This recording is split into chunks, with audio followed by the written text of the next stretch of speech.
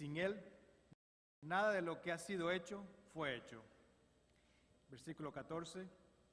Y aquel Verbo fue hecho carne y habitó entre nosotros y vimos su gloria, gloria como la del unigénito del Padre, lleno de gracia y de verdad. Que el Señor bendiga su palabra.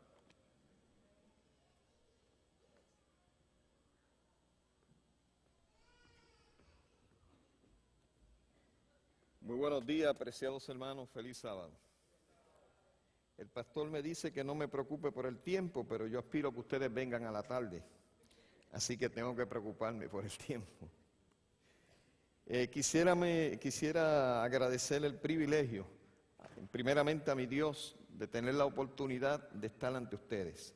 En segundo lugar, felicitarles, porque una iglesia que se preocupa por los niños y por los adolescentes es una iglesia que estará viva, haciendo la causa del Señor hasta que Cristo venga en gloria. Ese es el secreto de una iglesia grande, poder proyectarse por siempre. En Puerto Rico tenemos una iglesia así. Bueno, tenemos varias, pero yo puedo dar testimonio de una porque trabajé en ese campo, y es la iglesia en la ciudad de Río Piedra, o en San Juan, porque Río Piedra ya no es ciudad, es un sector de San Juan. Esa iglesia por décadas se ha mantenido como una de las principales iglesias de la isla.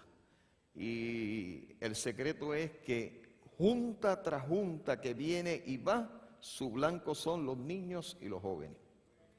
Y cuando ayer me llevaron por esos salones de niños, ¡wow! Eso es servirle al Señor. Nuestros salones de niños tienen que estar igual o mejor que nuestra nave de adoración. Así que les felicito. Sabemos que esto es mucho sacrificio, pero Dios bendice al dador alegre. Y felicidades por ese detalle extraordinario. En esta mañana vamos a hablar del maravilloso Jesús. Les invitamos a inclinar su rostro para orar. Y ahora, Señor, que hemos de abrir tu palabra, permite que a través de ella podamos experimentar su poder transformador, ser nutrido en nuestra vida espiritual y reavivar la esperanza de la inmortalidad. En el nombre de Jesús. Amén. Cuando uno habla del maravilloso Jesús, primeramente, de acuerdo a lo revelado, tenemos que hablar de su naturaleza. Y hay una pregunta sencilla que hay que hacerle a la Biblia. Bueno, ¿desde cuándo existe Cristo Jesús? Por lo general, los seres humanos, cuando pensamos en la eternidad, pensamos hacia el futuro. Y claro, lo hacemos porque nosotros los seres humanos tenemos un principio. El principio tuyo, mío, individual, es en el momento cuando nuestros padres decidieron traernos a la existencia, y se dio ese milagro. Porque crear un ser humano a nuestra imagen, poder educarlo y echarlo hacia adelante, eso es un milagro, especialmente en este mundo que no es fácil levantar un ser humano. Para la raza humana el principio es hace 6,000 años atrás, cuando Dios trajo a nuestros primeros padres a la existencia. Y por lo general nosotros hablamos de la eternidad hacia el futuro. Pero de la misma manera que la eternidad se proyecta hacia el futuro de una forma infinita, de la misma manera se proyecta hacia el pasado. Cuando uno va a la escuela, a uno le enseñan que los números comienzan en el 0. Pero cuando ya tú estás en escuela intermedia, que entra en una clase de álgebra, pues ya tú te das cuenta que del 0 hacia atrás también son infinitos. Así es la eternidad. La lectura bíblica nuestra dice que en el principio ya existía lo que Juan le da el nombre del verbo, o otras traducciones, la palabra. Ahora, ¿cuál es ese principio? Pues si usted corre hacia la eternidad, además de los principios que ya mencioné, hay otros principios. Por ejemplo, hubo un momento que Dios decidió crear un ser especial y ponerlo como el cuarto poder supremo en el cielo, después del Padre, del Hijo y del Espíritu Santo. Ese ser se conoce hoy en día como Satanás, en aquel entonces como Lucero. Tuvo un principio. Ya el Verbo existía. De hecho, el Verbo lo trajo a la existencia. Así pues, cuando tengamos el privilegio de estar en el cielo y viajar por ese sistema de video extraordinario de alta definición que yo asumo que hay en la Biblioteca Celestial, y podamos ver esos videos de esos principios, nos vamos a dar cuenta de un elemento común. Ya Cristo Jesús estaba allí. Y en el principio ya existía el Verbo. Y ahora Juan dice, y el Verbo estaba con Dios. Y agrega, y el Verbo era ¿qué? Dios. Él estaba desde el principio con Dios. Así pues, Cristo Jesús existe con Dios desde la eternidad. Y la eternidad es eternidad hacia el pasado o hacia la que nosotros aspiramos, el futuro. Ahora bien, Jesús es Dios, es hombre o es ambas cosas. El apóstol Pablo, la mente teológica de esa iglesia apostólica, no era un gran predicador. De hecho, tenía la mala costumbre que tienen los malos predicadores, de predicar largo. Una vez se le durmió un muchacho y se le mató. Pero era una mente intelectual, educada académicamente, graduado de la Universidad de Alejandría, una de las universidades más prestigiosas que tenía el Imperio Romano al norte del África, en la ciudad de Alejandría, discípulo de uno de los grandes pensadores de ese imperio, que era un judío conocido, Gamaliel II. A los pies de Gamaliel fue instruido Pablo. En la carta que escribiera a los hermanos de Colosenses, en el capítulo 2, verso 9, Pablo hace una declaración extraordinaria sobre la cual se han hecho increíbles de innumerables exposiciones teológicas. Pablo dijo, en Cristo habita corporalmente toda la plenitud de la deidad. Jesús es 100% Dios.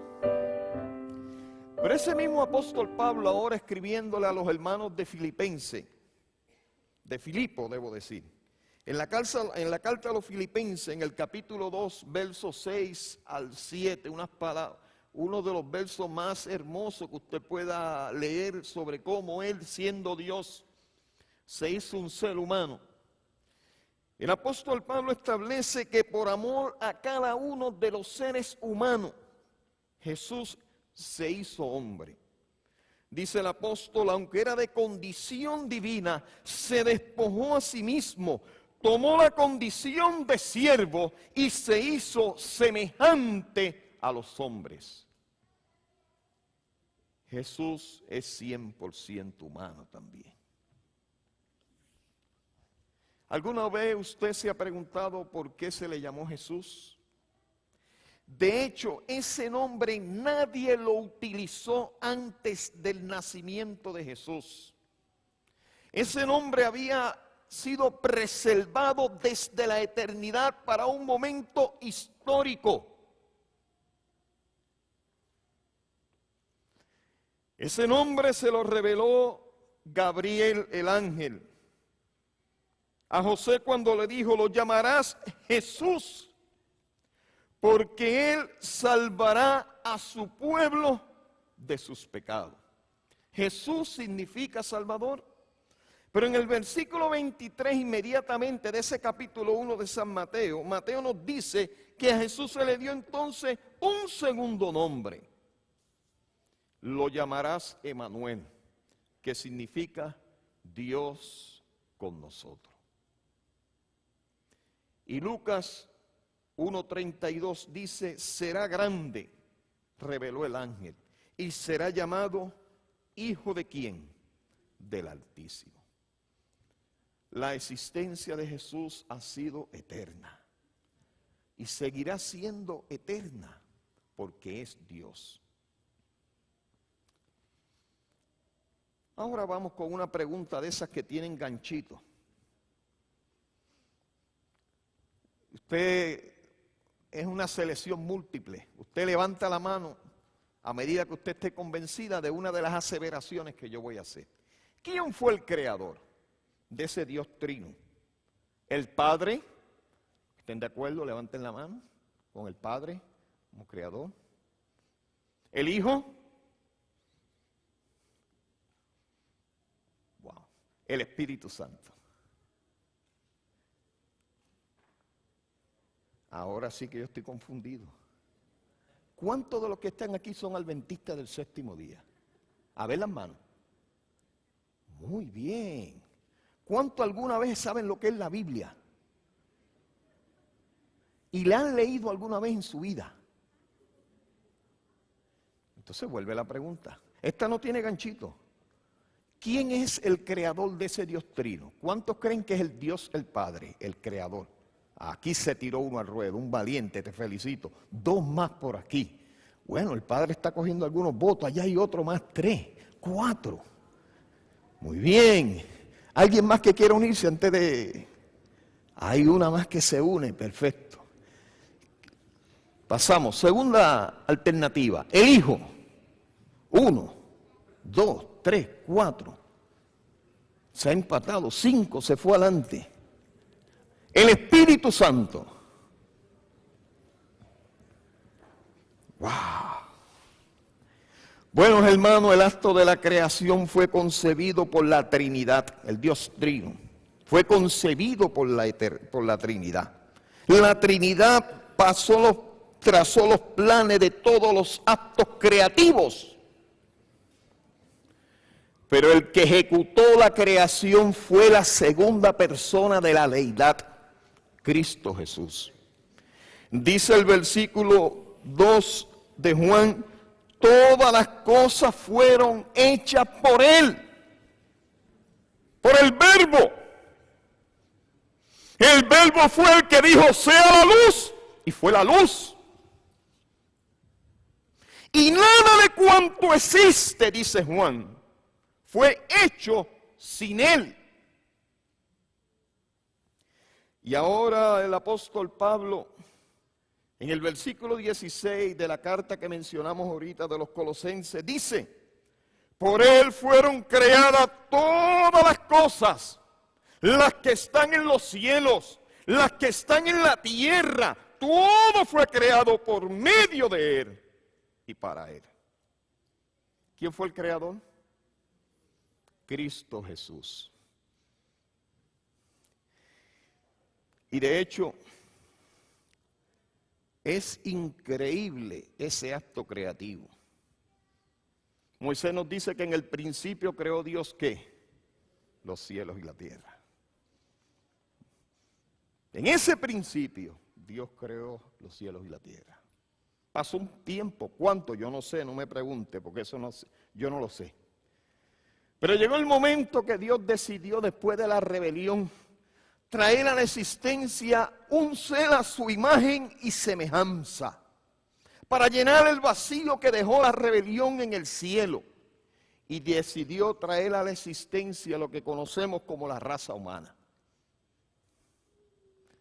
Y tomó un lugar donde iba a habitar esa raza humana, y ese lugar que fue creado en el principio, ¿cómo estaba?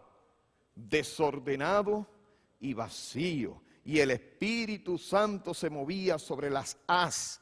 Y ese lugar estaba inundado de agua. Y allí vemos a Jesús, por el poder creativo de su palabra, reorganizando este planeta para nuestra existencia. ¿En cuántos días? En 6 días.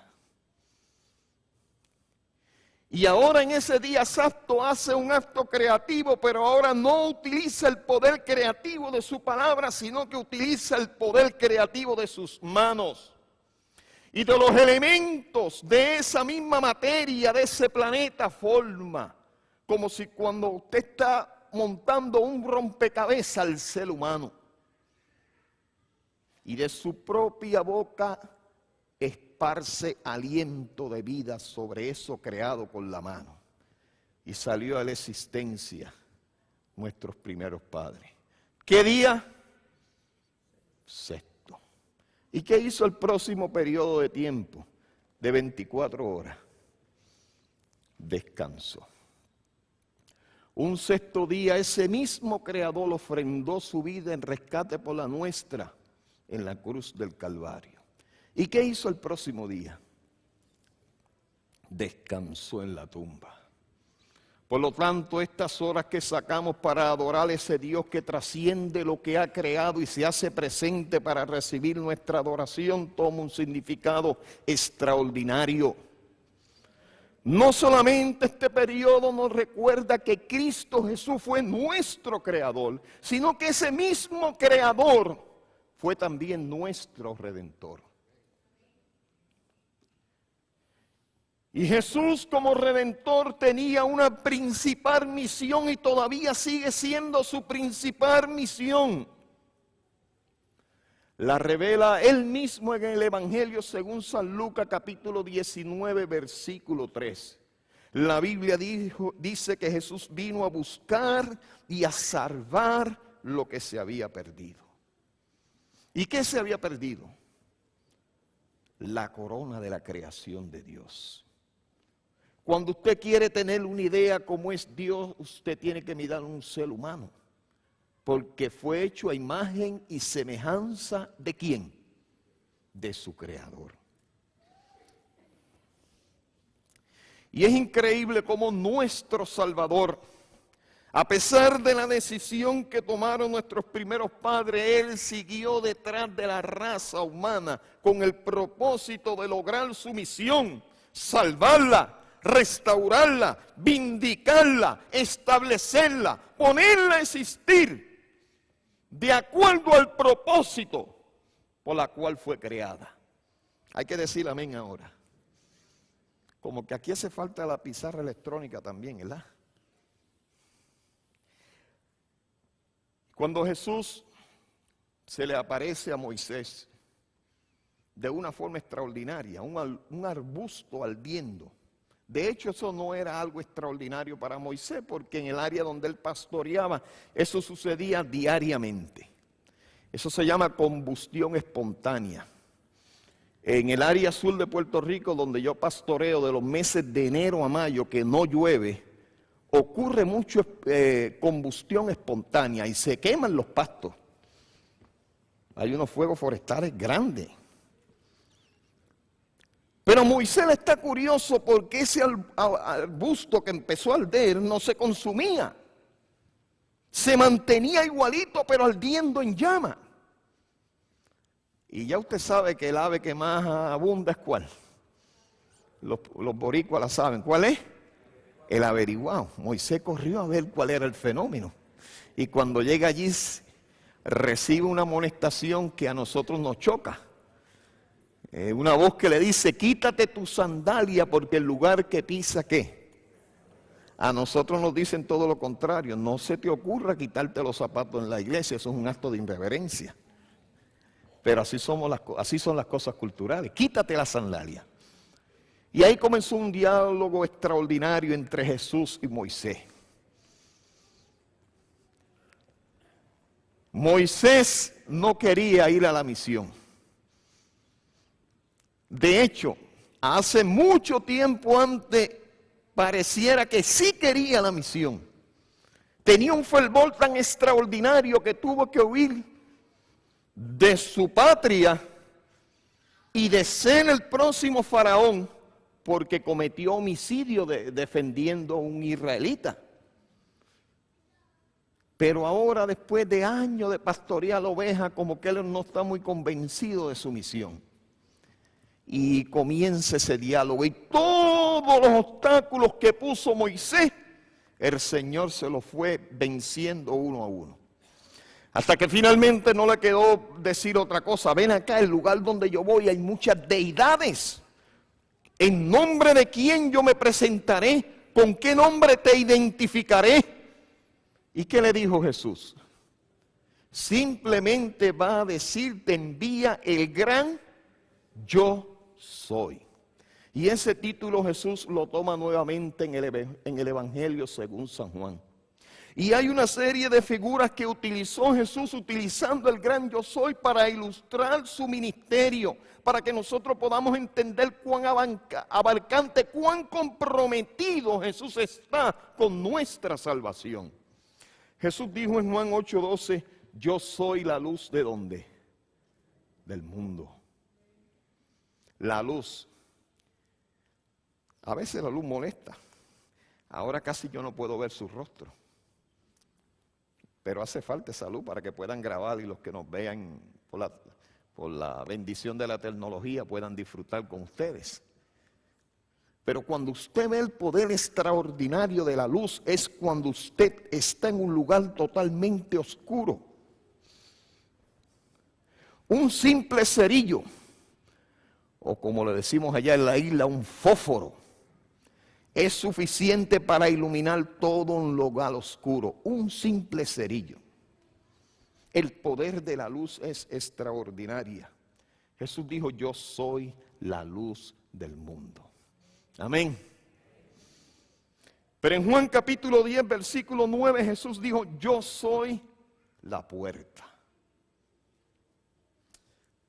¿Cuántas bendiciones tiene una puerta? Ahorita yo estaba sentado ahí y en vez de darle esa vuelta por allá, me sacaron por ahí, porque existe esa puerta. Mi propiedad que tengo en Aguas Buenas, en el barrio Juan Asensio, sector La Tajea. Cuando yo llegué a esa casa yo tenía un serio problema. Para yo lavar mi ropa, tenía que salir por todo el frente de la casa, caminar por el patio, bajar una escalera, caminar el largo de la casa, ir atrás al Londres. Y esto se acabó aquí. Yo no voy a seguir dando esa vuelta. En el mismo pasillo del frente donde termina, amanecí una mañana y cogí un marrón y un chip y jamen y no dejé cemento y bloque que rompí. Y de ahí fui a la ferretería y compré una puerta de aluminio y la monté ahí. Ahora yo abro la puerta y caigo al Londres. Jesús es la puerta. Mi hermano, y hay veces que buscamos miles de atrechos. Caminamos espiritualmente millas innecesarias. Nos agotamos. Y es tan simple como abrir esa puerta y estar al otro lado. Jesús es la puerta. Pero él dijo también, yo soy el buen pastor. En Juan 10:11. El buen pastor, ¿su vida qué? Da por las ovejas. Jesús es nuestro pastor. David estaba muy consciente de eso. Especialmente después de cometer aquellos dos grandes pecados. Y David escribió aquel salmo que es el salmo que más se repite en el mundo cristiano. Jehová es mi pastor, nada me faltará. Cuando nosotros reconocemos a Jesús como el pastor que nos guía, no nos va a faltar nada.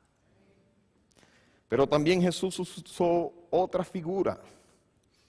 En Juan 14, versículo 6, Jesús dijo, yo soy el camino, la verdad y ¿qué más? Y la vida. Y ese Jesús que es el creador, que trasciende su creación, que se hace presente para que su creación le adore, Él quiere tener una relación íntima, estrecha con cada uno de los adoradores. No meramente con la iglesia, con cada uno de nosotros. La Biblia revela que Jesús quiere ser nuestro hermano. En una ocasión Jesús estaba con sus discípulos enseñando y llegaron sus familiares. Me dijeron, ahí están tu madre y tus hermanos y tus hermanas. eran hijos de José. José era un ancianito cuando se casó con aquella niña.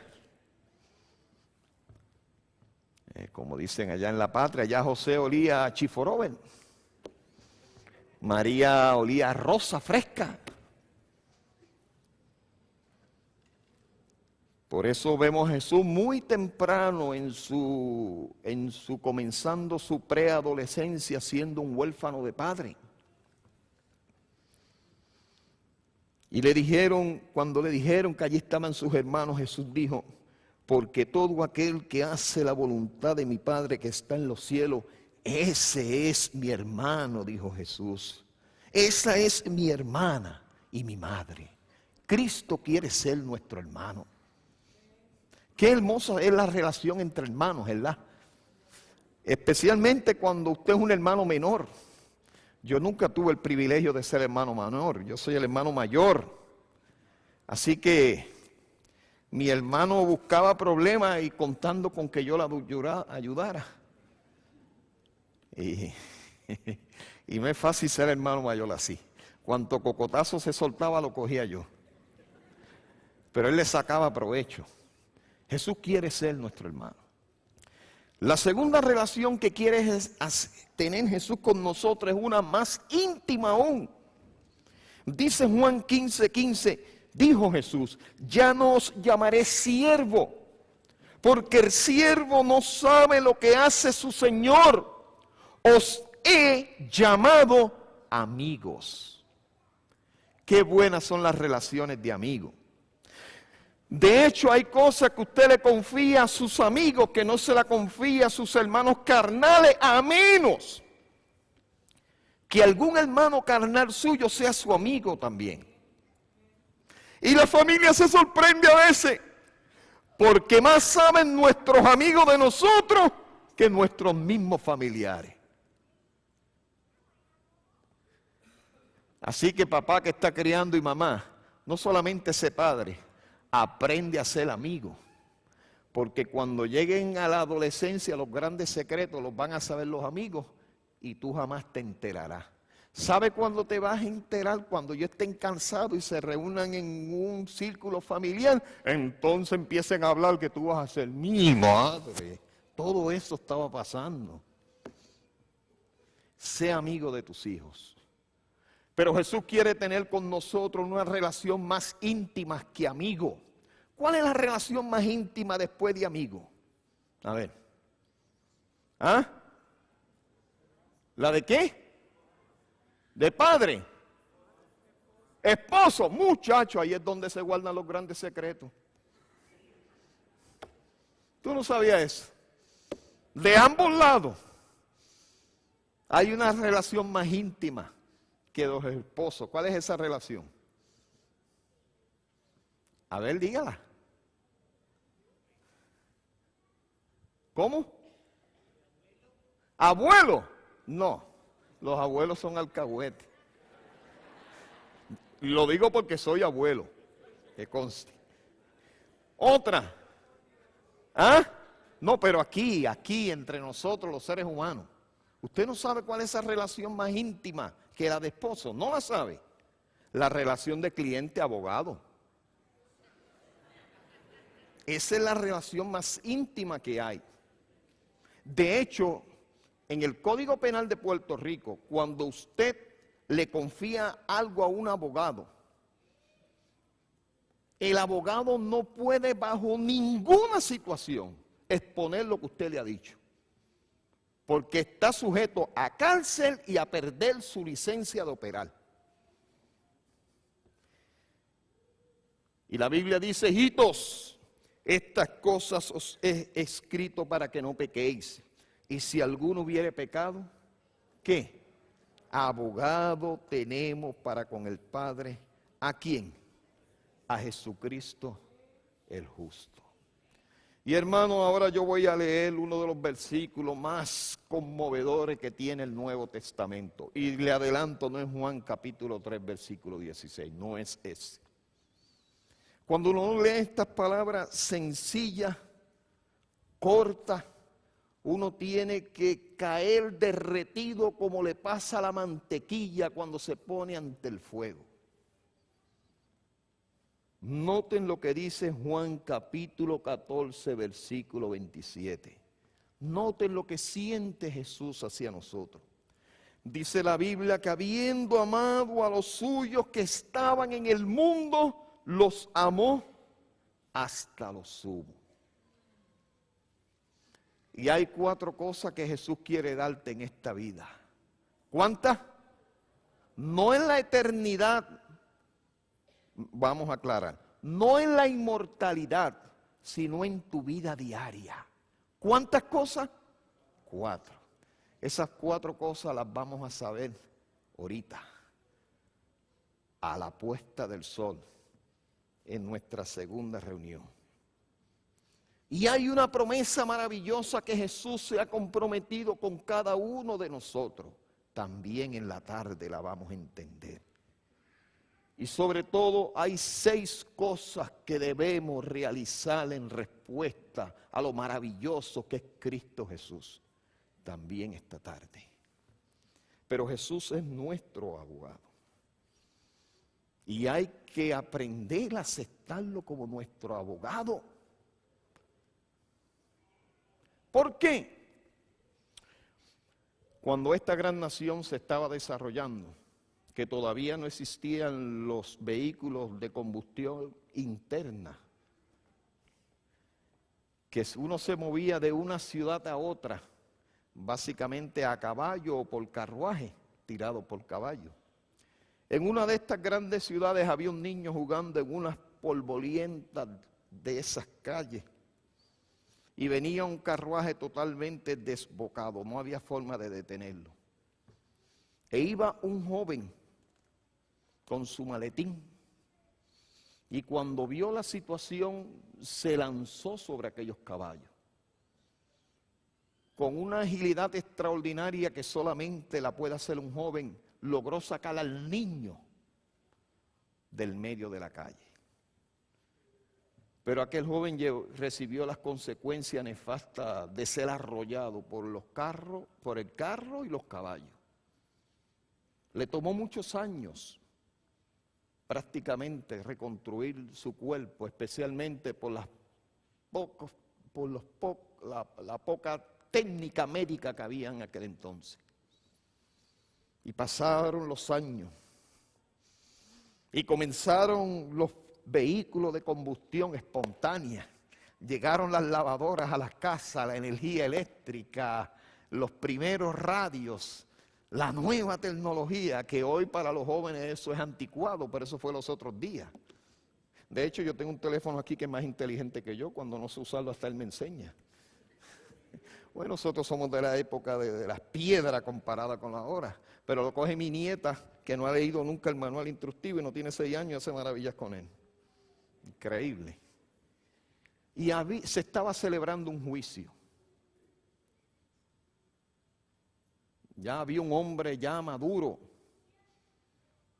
Había cometido varios crímenes en serie. Finalmente se le pudo detener. Negaba tal cosa. Pero la prueba que desfiló aquel fiscal era extraordinaria. Él renunció al juicio por jurado. Depositó toda su confianza en el juez. Finalmente terminó toda la prueba. La defensa muy poco pudo hacer. Y el juez le pidió a aquel hombre que se pusiera en pie porque iba a dictar sentencia. Ya un juez anciano. Y a aquel reo se le preguntó por parte del juez si quería expresar algo antes de que él dictara la sentencia y dijo sí. Y le dijo, señor juez, durante todo este juicio yo he estado tratando de identificarle. Su rostro me es familiar, finalmente me he acordado. Cuando yo era un niño usted salvó mi vida. El juez se sorprendió, no lo reconocía. Pero sí recordaba el incidente. Y se puso en pie delante de su estrado, soltó su toga, soltó su camisa y enseñó en aquella piel ya toda marcada por los años, arrugada, las cicatrices que todavía llevaba. Y lo miró fijamente al caballero y le dijo: en aquella ocasión yo fui tu salvador, pero ahora soy tu juez. Y lo condenó a la silla eléctrica. Cristo es nuestro abogado. Aceptémoslo como nuestro abogado, porque si no, finalmente vamos a tener que enfrentarlo como nuestro juez. Dios nos ayude a valorizar a Cristo Jesús. Dios nos ayude a velar por nuestra salvación con temor y temblor. Que nuestro primer trabajo cada día sea nuestra relación personal con Jesús.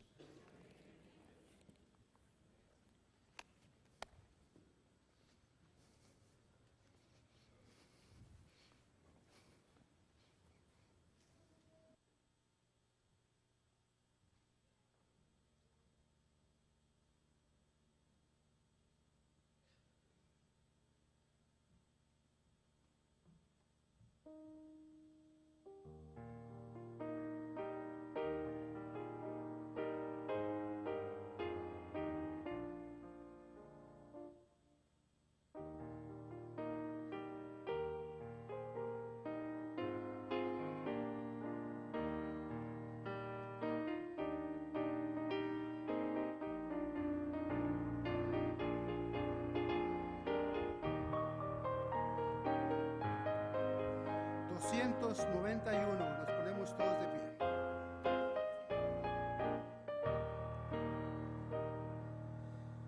Perdido fui a mi Jesús, Él vio mi condición, en mi alma derramó su luz, su amor me dio perdón.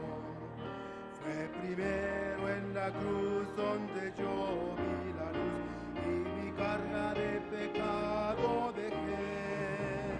Fue allí por fe, lo vi a Jesús y siempre con él feliz seré. En cuenta cruz mi Salvador, su sangre derramó por este pobre pecador, a quien así salvó. Fue primero en la cruz donde yo vi la luz y mi carga de pecado dejé. Fue allí por fe, lo vi a Jesús y siempre con él feliz seré. Venció la muerte, qué poder, y el Padre le exaltó al trono para interceder por tales cual soy yo. Fue primero en la cruz donde yo vi la cruz y mi carga de pecado dejé. Fue allí por fe, lo vi a Jesús y siempre con él feliz seré. Aunque él se fue, conmigo está el fiel consolador, el guía que me llevará al reino del Señor. Fue primero en la cruz donde yo vi la luz y mi carga de pecado dejé. Fue allí por fe, lo vi a Jesús y siempre con él feliz seré.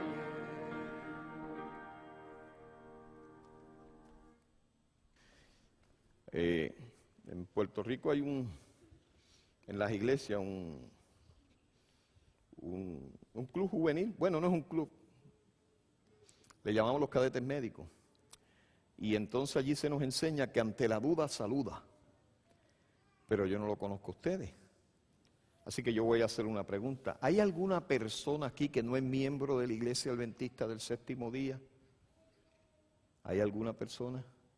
Muy bien, ahí hay una. ¿Hay alguna otra persona que no es miembro de la Iglesia Adventista? Ahí hay otro caballero. ¿Hay alguna otra? Ok. En esta mañana yo voy a orar por dos tipos de personas.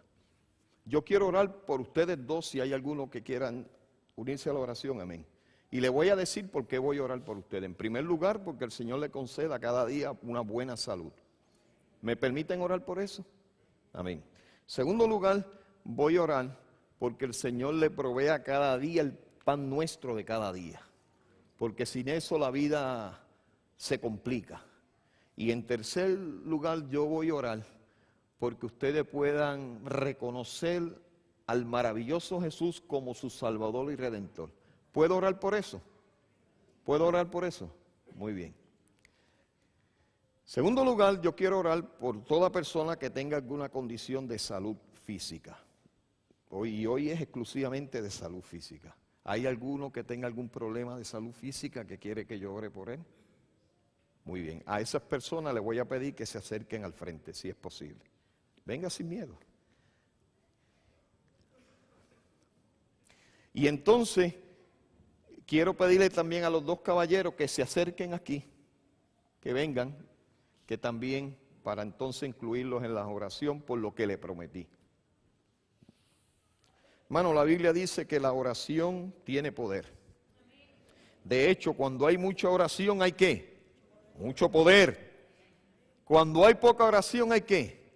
Poco poder. Y cuando no se practica la oración, no hay poder. Nosotros le servimos a un Dios transformador y restaurador. Amén. Y nosotros vamos a poner nuestra confianza en sus promesas. Oremos. Padre nuestro que estás en los cielos, alabado y bendecido sea tu nombre. En esta mañana tenemos que llegar a la conclusión de que tú eres un Dios hermoso, poderoso, maravilloso, digno de toda gloria y de toda honra. Y a través del estudio de tu palabra nos damos cuenta que la rebelión que hubo en el cielo no tenía razón de ser. Y los años han demostrado todo lo contrario de lo que se te acusaba. Tú no eres un Dios que esclaviza, tú eres un Dios que liberta. Tú no eres un Dios que tiene a tus criaturas superiores en una condición denigrante, todo lo contrario, lo tiene en la plenitud de lo que es la libertad y el libre albedrío. Pero sobre todo tú eres un Dios que vela por aquellos que nos hemos apartado de ti a través del pecado. Y aun cuando llevamos en nuestras propias carnes las consecuencias nefastas del pecado, tú escuchas nuestras peticiones y eres propicio a nuestro suplicio. Nos estamos presentando delante de ti porque necesitamos que ese mismo poder que emanaba de Jesús y traía sanidad pueda manifestarse en nuestras vidas. Y como un acto de confianza, y para que se sigan contando los grandes milagros y prodigios que tú realizas ante tus hijos, nos presentamos aquí para que tú nos sanes, para que nos dé liberación, para que nos dé años de calidad de vida. De una manera especial queremos presentar a los dos caballeros que están en medio nuestro. Dirígelos, dale buena salud. Dale el privilegio de poder llevar con mucha honra a su hogar el pan nuestro de cada día. Y provéele una salud robustecida y poderosa. En el nombre de Jesús. Amén. Y amén. ¿Cuándo nos vemos?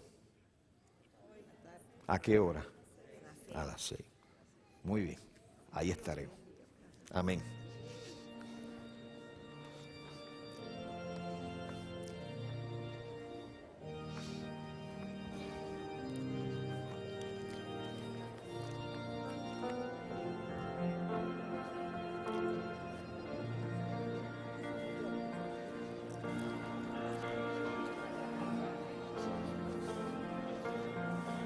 Me alegra verte. ¿Dónde? ¿Allá o aquí? Aquí.